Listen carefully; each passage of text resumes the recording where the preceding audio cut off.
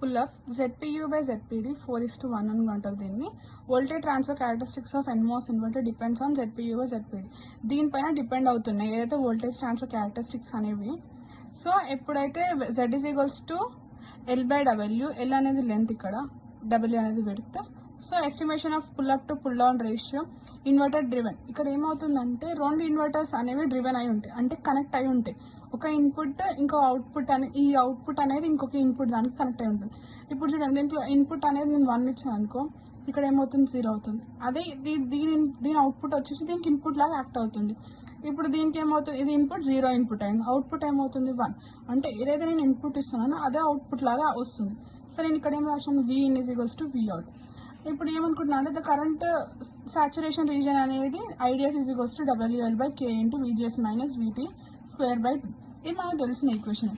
నేను ఏమనుకున్నాను, ఎన్హాన్స్మెంట్ మోడ్లో VGS is equals to Vin అనేది ఒక ఈక్వేషన్ అని తీసుకుంటున్నాను. A అనే ఈక్వేషన్ని VGS is equals to Vn అనే ఈక్వేషన్ని నేను A1లో సబ్స్టిట్యూట్ చేస్తున్నాను.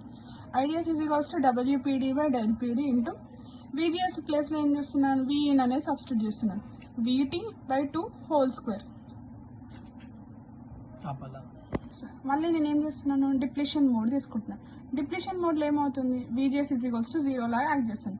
మళ్ళీ దీన్ని తీసుకుపోయి మనం ఇందాక తీసుకున్న ఈక్వేషన్ 1 ఉంది చూసారా, దాంట్లో నేను సబ్స్టిట్యూట్ చేస్తున్నాను. B is equals to N, B is equals to 1లో సబ్స్టిట్యూట్ చేసాను. ID is equals to WPD by LPD into VGS 0 అయిపోయింది.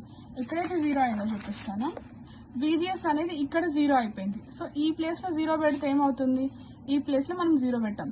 WPD by LPD into K VT square by 2 అవుతుంది, మైనస్ VT square by 2 అవుతుంది.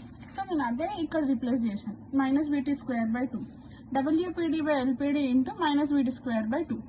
నేను ఏమంటున్నానంటే pull up దాంట్లో enhancement mode అనేది depletion mode అనేది ఈక్వల్ అని చెప్పేసి నేను అంటున్నా. సో దీంట్లో ఏం చేస్తున్నా, ఈక్వేషన్ 2 ఈక్వేషన్ 3 ఇందాక వచ్చిన మన ఈక్వేషన్ 2 ఈక్వేషన్ 3 నేను ప్రూవ్ చేస్తున్నాను, ఈక్వల్ అని ప్రూవ్ చేస్తున్నాను. రెండు ఈక్వల్ అని చెప్పినప్పుడు WPD by LPD is equal into K, ఇదంతా ఈక్వేషన్ 2 ఈక్వేషన్ 3 సబ్స్టిట్యూట్ చేసినప్పుడు ఏమైంది, K క్యాన్సిల్ అయిపోయింది, 2 క్యాన్సిల్ అయిపోయింది. WPD LPD ఏమవుతుంది, 1/ZPD. ఇది ఏమవుతుంది, 1/ZPU అవుతుంది. Minus Vin minus VT square ఇక్కడ, మైనస్ VT స్క్వేర్ ఇక్కడ. నేను ఏం చేస్తున్నానంటే ఈజీ క్యాల్కులేషన్ కోసం స్క్వేరింగ్ ఆన్ బోత్ సైడ్ చేస్తున్నాను. స్క్వేరింగ్ ఆన్ బోత్ సైడ్ చేసినప్పుడు ఏమవుతుంది, దీనికి స్క్వేర్ రూట్ యాడ్ అయిపోతుంది, దీనిలో స్క్వేర్ రూట్ క్యాన్సిల్ అయిపోతుంది దీనికి. సో దీనికి ఏమవుతుంది, దీనికి కూడా స్క్వేర్ రూట్ క్యాన్సిల్ అయిపోయి దీనికి స్క్వేర్ వచ్చేసింది. మళ్ళీ ఇది ఇక్కడ ఉన్న ZPUని ఇటు వచ్చేస్తుంది, ఇక్కడ డివైడ్ అవుతుంది కాబట్టి ఇక్కడ వస్తుంది మల్టిప్లై అవుతుంది. So ZPU by ZPD is equals to minus VTD by Vin minus VT. ఇది నాకు వచ్చిన ఈక్వేషన్.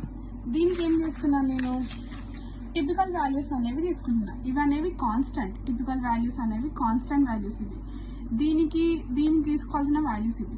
సో ఏమవుతుంది, VTD is equals to minus 0.6 VDD. So Vin is equals to 0.5, VT is equals to 0.2. ఇలా substitute చేయాలి.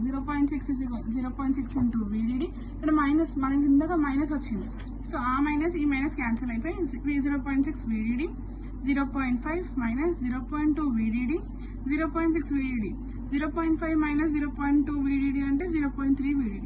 ఇక్కడ VDD cancel అయిపోయింది. 0.6 by 0.3 అనేది క్యాన్సిల్లో కొడితే మీకు 2 అని వస్తుంది. సో 2/1. మనకి ఇందాక ఏమొచ్చింది, ZPU by ZPD is to 2:1. నేను ఏం చేస్తున్నా, ఇక్కడ స్క్వేరింగ్ ఆన్ బోత్ సైడ్ చేయొచ్చు, లేకపోతే ఈ స్క్వేర్ రూట్ అనేది ఇట్లా రావచ్చు.